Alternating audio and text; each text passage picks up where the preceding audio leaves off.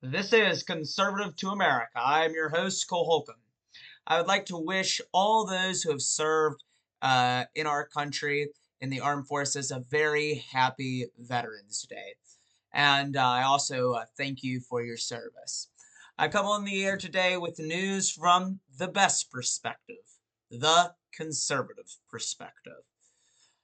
Let's first start off with some news from the Washington Post. Not news that I received from the Washington Post, but news about the Washington Post. I would never trust that news site.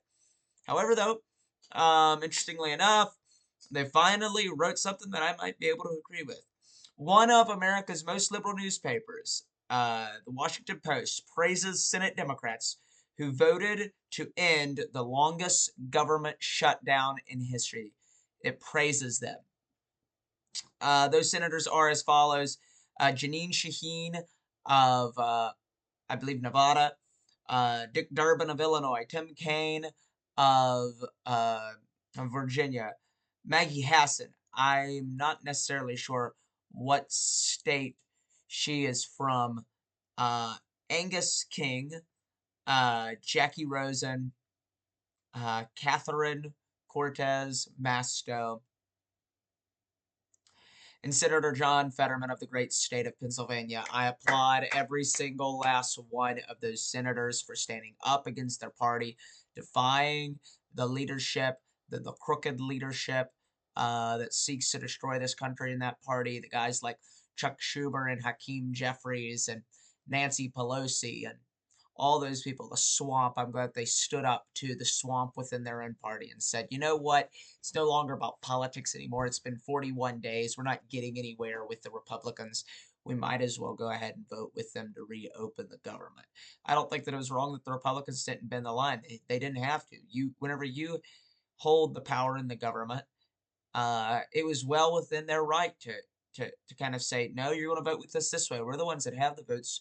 This is the way that we're going to pass this bill, and you're going to agree with it this way. So, in all honesty, that's the way that it needs to be, that the Republicans did not bend, they didn't break. But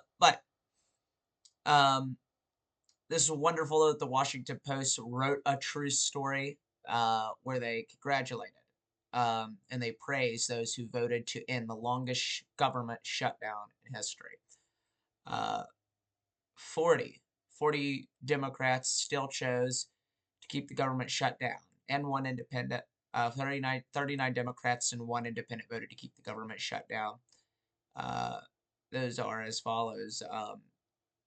Of course, Angus King, and then all the other Democrat senators in Washington that were not listed off in here. Well, not Angus King. I'm sorry, Bernie Sanders didn't vote for the government shutdown. Angus King voted to reopen the government. Bernie Sanders voted for the government shutdown. He stood up yesterday, as we covered in yesterday's show, making lies about the president, about how he wouldn't support certain things and whatnot. But anyways, I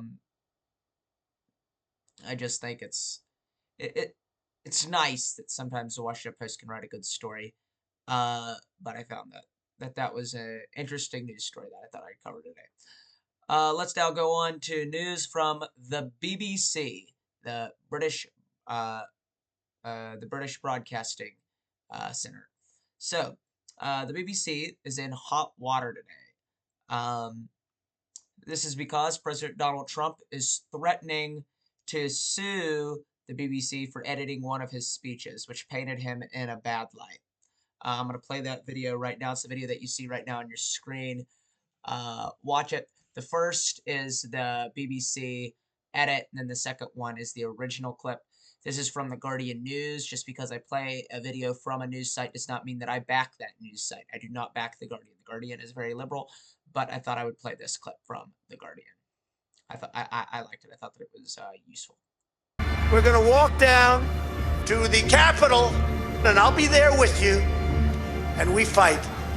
We fight like hell. And if you don't fight like hell, you're not going to have a country anymore. We're going to walk down to the Capitol, and we're going to cheer on our brave senators and congressmen and women. And we fight. We fight like hell. And if you don't fight like hell, you're not going to have a country anymore. This video is clearly defamation of President Trump. It's not even funny. I still remember I watched this speech. It's crazy to think 5 years ago, I still remember watching that speech of January the 6th. I did not feel one part led to, or him even insinuating that I needed to march to the Capitol and declare and break into the joint. So, or I didn't feel that he insinuated violence in it, that he wanted me to insinuate violence. No, he said, let's go down there peacefully, cheer them on to uphold the Constitution, let our voices be heard. Um, so, um, it's terrible that the BBC would paint something in a light like that. President Trump wants to sue them for up to actually $1 billion. He wants to sue them for $1 billion. I say get every penny out of them, Mr. President. They need to learn that you cannot do this type of thing. You cannot do this type of evil anymore. Um, it's terrible that they could paint something and make lies about that. The worst part about this was that the documentary, it wasn't aired today. It wasn't aired a month ago. It wasn't aired 6 months ago. It was aired just days before the 2024 presidential election. Why would they edit something like that? Why would they edit something like that? Well, um, you could tell that it's most likely to encourage voters to vote for Kamala Harris. And it's wrong that they would try to use a site like the BBC to do that, especially whenever it comes down to editing a clip like that.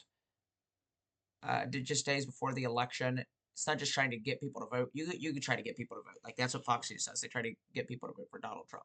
That's what the Daily Wire does. Well, but that's not really in reality what the BBC was doing. But what Fox News does can't be compared to the BBC. The BBC literally, they defamed the person. They took a clip and then they edited it wrong. You guys saw what happened. It's wrong that any news organization would do that for likes and clicks. So it's terrible that this type of stuff can happen in America. Let's go down into the government shutdown. We talked a lot about it yesterday, about how it was going to be put on the Senate to vote. We had said that it had moved forward. The votes were now there. It was likely to pass. Well, the Senate officially voted to end the longest government shutdown in history last night. It passed 60 to 40, right on the cusp. No more votes than it needed. It's kind of sad for the Democrats. Remember, every single Republican voted to reopen our government. That's something the voters need to remember. Every single Republican voted to reopen our government every single time. But guess what? The Democrats rejected it every single time because they want to give your money to illegal immigrants. They want to give your money, and they want to buy them health care whenever you can't afford to put food on your plate. Because guess what? The Democrats, right now, an illegal immigrant is more important than an American citizen. It's more important than your children. It's more important than if your children's stomachs are full, if your children have Christmas gifts. It's, oh no, let's make sure that these illegal immigrants from Mexico who came over with cocaine, let's make sure that they have, who broke our law to enter this country, even those who didn't come over with cocaine, but broke the law to enter this country, let's make sure that they have health care. That's the philosophy of the Democrats. It's not, let's make sure that Americans can get food on their table. Let's make sure that these air traffic controller families don't go without Christmas presents. Let's make sure that these military families have enough money to get by to pay their housing mortgage, to pay their car payments. Guess what? The bank comes to calling, and he don't care that the government shut down. The money man doesn't care that you had the government shut down. So it was terrible what the Democrats did this these past 41 days, and it's wonderful that this government shutdown is coming to an end. It is not over yet, though. It will now return to the House, where they are likely to make the vote tomorrow, Wednesday the 12th, or Thursday the 13th. We'll continue to follow the story as it progresses, and then from there, it will go to the president's desk. So it's likely that the shutdown will come to a close by the end of this week. So we'll be praying for that. We'll be hoping for that. I urge every single American to pray and hope for that. The shutdown, I said, though, isn't over yet. Today, November the 11th, over 2,300 flights, over 2,300 flights were canceled.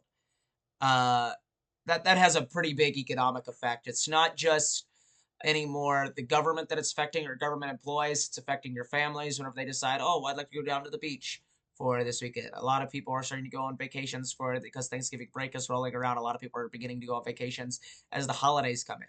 So it's worsening. Travel is worsening. It's making it hard. TSA agents aren't showing up for work. So I mean, it's getting really bad whenever you go through an airport. I recommend just go watch some clips after you get done watching this show on YouTube of what it's like for people right now in airports. If you haven't been through one lately since this shutdown, it's bad and it's worsening. If you think TSA longs were long, just go to an airport now. Go to an airport tomorrow. It's going to continue to get worse until our government reopens. Why? Because people have to have money to feed their families. Um, Now, of course, Donald Trump did announce that for those air traffic controllers who decided to stay on and continue to work throughout this government shutdown, that he will recommend that they get a $10,000 bonus. So I believe that that is wonderful. We'll continue to follow this story as it progresses, as I've already said. But the effects of the shutdown are worsening. This is why it's important to urge your representatives in the United States House of Representatives to pass the bill in the House to reopen the government without any holdup or delay. I pray for a speedy reopening. We'll probably see the effects of this if they are able to pass the bills this week and the president signs it, as he is likely to by the end of the week. I believe that come Monday morning, we'll begin to see the effects of reopening our government. Now, uh, interestingly enough, as we close out, I have these questions for us. Will the shutdown continue to worsen? Will Trump win his lawsuit against the BBC? Will the Democrats select a new leader in the Senate? Will the government finally reopen? Well, ladies and gentlemen, only time will answer these questions. Let us push forward, persevere, and press on for a better tomorrow. Let us light the light of freedom and of liberty and let it burn bright for a millennium to come. Once again, happy Veterans Day, and I give a salute to every single person who has served in our armed forces. I am Cole Holcomb, and this is Conservative to America.